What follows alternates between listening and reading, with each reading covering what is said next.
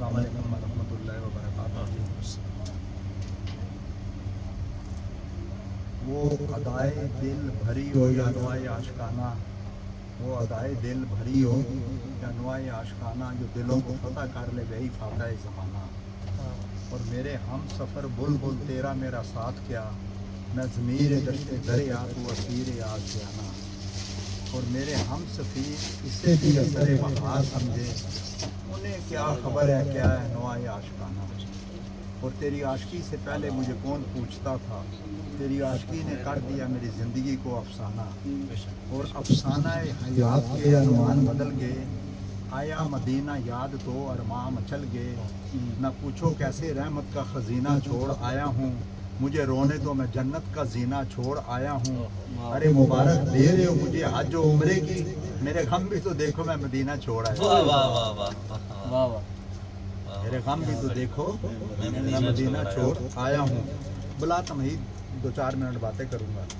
आप देखें कि इंसान की दो आँखें हैं, इंसान की दो आँखें हैं, लेकिन एक टाइम एक चीज़ पढ़ सकता है, दो नहीं पढ़ सकता।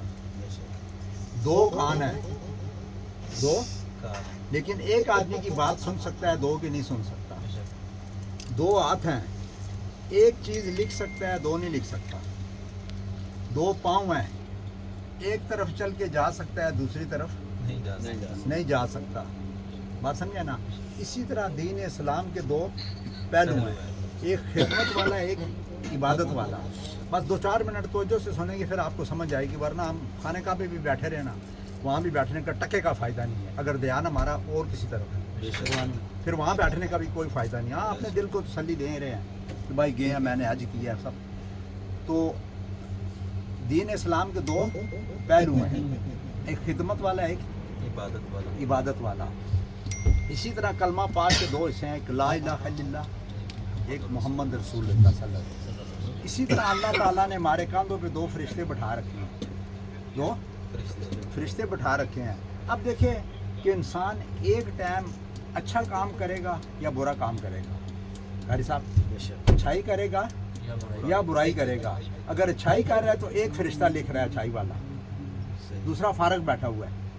अगर बुराई कर रहा है तो बुराई वाला फरिश्ता लिखेगा और अच्छाई वाला फारग बैठा रहेगा। तो एक टाइम आदमी एक ही काम कर सकता है, दो एक फरिश्ता फारग बैठा रहेगा, जो भी है, ठीक है।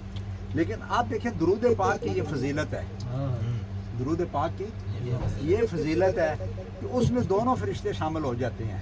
एक नेकियां लिखनियां शुरू कर देता है, दूसरे गुनाह मिटाने शुरू कर देता है, और अल्लाह ताला दर्जे बुलंद कर देता है। क्या बात, अल्लाह ताला, क्योंकि कुरान दुरूद पाक की ये फजीलत है कि उसमें ला शरीक भी शरीक होता है। अल्लाह ताला किसी अमल में शरीक नहीं होता। बात समझे ना, क्योंकि ये दुरूद पाक उसकी सुन्नत है, उसकी अपनी अल्लाह की सबसे बड़ी सुन्नत है, सबसे बड़ी सुन्नत ये है। बात समझे ना। तो एक शख्स था, उसने सुन रखा था कारी साहब कि जो रोज़ाना 50 दफ़ा दुरूद पाक पढ़ के सोए, रात को 50 दफ़ा दुरूद पाक पढ़ के सोए, तो उसको मरने से पहले जन्नत में अपना घर देखेगा, जन्नत में अपना घर देखेगा। एक शख्स था, वो बीमार हो गया, बहुत ही कमज़ोर हो गया, यहाँ तक कि डॉक्टरों ने ला इलाज कर दिया, डॉक्टरों ने ला इलाज कर दिया। उन्होंने कहा बस उसको ले जाएं, 1-2 दिन का मेहमान है, मर जाएगा। तो घर वाले ले आए, तो उन्होंने कफन दफन का इंतज़ाम शुरू किया घर में। तो उसने देखा, पूछा बेटे से क्या कर रही हो? उन्होंने कहा जी डॉक्टरों ने आपको ला इलाज कर दिया। तो उन्होंने कहा 1-2 दिन के मेहमान हैं। उसने कहा मैंने तो नहीं कहा कि मैं मरूंगा, ये डॉक्टर ने कहा है ना, जिस दिन मैं कहूँगा मैंने मरना, मैं उस दिन मरूंगा, क्योंकि मेरी दुआ ना कभी असर से मानूल हुई, इधर ज़बान से निकली उधर कबूल हुई। बात समझे ना। तो वो क्या हुआ कि अल्लाह की करनी को वो ठीक होना शुरू हो गया।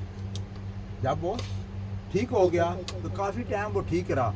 अब सेहतमंद था, तो एक दिन बेटे को बुला के कहने लगा, बेटा आप मेरे कफन दफन का इंतज़ाम करो। तो उसने कहा अब्बा जी आप इतने कमज़ोर थे, डॉक्टरों ने ला इलाज कर दिया था, उस वक्त आप बच गए, अभी तो आपकी सेहत ठीक ठाक है। तो उसने कहा मैंने रात को जन्नत में अपना घर देख लिया, जन्नत में अपना घर دیکھ لیا ہے بات سب، کیونکہ بات ساری دیکھیں ساری یقین کی ہے. جب تک یقین کا عمل نہیں تو آپ کا ایمان کا عمل نہیں، اور ایمان کا عمل نہیں تو آپ کو کوئی دنیا کا عمل فائدہ نہیں دے گا. بات سمجھے نا. ایک عورت نے اپنے بچے سے کہا کہ بیٹا روزانہ 50 دفعہ درود پاک پڑھا کرو تو جنت میں گھر ملے گا. اب اس بچے نے روزانہ پڑھنا شروع کیا جب، تو ماں بھی اس کے ساتھ بیٹھ کے پڑھ رہی ہے. اب بڑے غور سے سننا قاری صاحب، ماں بھی بیٹھ کے ساتھ اس کے پڑھ رہی ہے. تو وہ بچہ ماں سے پتہ کیا کہنے لگا قاری صاحب؟ کہنے لگا امی تو نہ پڑھ، تو نہ پڑھ، ہم دونوں ایک ہی گھر میں رہیں گے. یعنی میں پڑھوں گا تو مجھے بھی گھر جنت میں ملے گا، تو پڑھے گی تجھے بھی ملے گا. بات سمجھا نا. تو لہٰذا میں پڑھتا ہوں، ایک ہی گھر میں دونوں رہیں گے. تو بس اس آخری بات کے ساتھ کسی نے بزرگ سے کہا مجھے کوئی نصیحت کرتے، مجھے انہوں نے کہا بیٹا ایک بات کا خیال رکھنا کہ اللہ تعالیٰ سے تیری کوئی شکایت نہ کرے، اللہ تعالیٰ سے تیری کوئی. پھر انہوں نے کہا کہ یہ بتاؤ اللہ سے معافی مانگنے کا آسان طریقہ کیا ہے؟ اللہ سے معافی مانگنے کا آسان طریقہ کیا ہے؟ انہوں نے کہا لوگوں کو معاف کرو اللہ تمہیں معاف کرے گا، لوگوں سے محبت کرو اللہ تم سے محبت کرے گا، لوگوں کی مدد کرو اللہ تمہاری مدد کرے گا، لوگوں کی عزت کرو اللہ تمہاری عزت رکھے گا، اللہ تمہاری عزت رکھے گا. لوگوں کے لیے آسانیاں پیدا کرو اللہ تمہارے لیے آسانیاں پیدا کرے گا.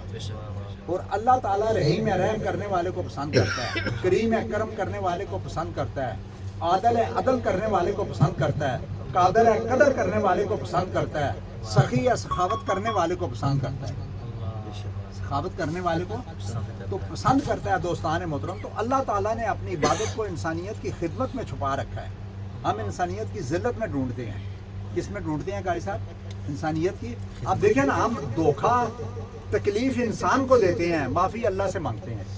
کبھی ایسے ہوگا؟ نہیں ہوگا نا. تو بس اس شعر کے ساتھ کہ اٹھ کے اب بزم جہاں کا اور ہی انداز ہے، مشرق و مغرب میں تیرے دور کا آغاز ہے، اور قوت عشق سے ہر پاس کو بالا کر دے، دہار میں اس میں محمد سے اجالا کر دے.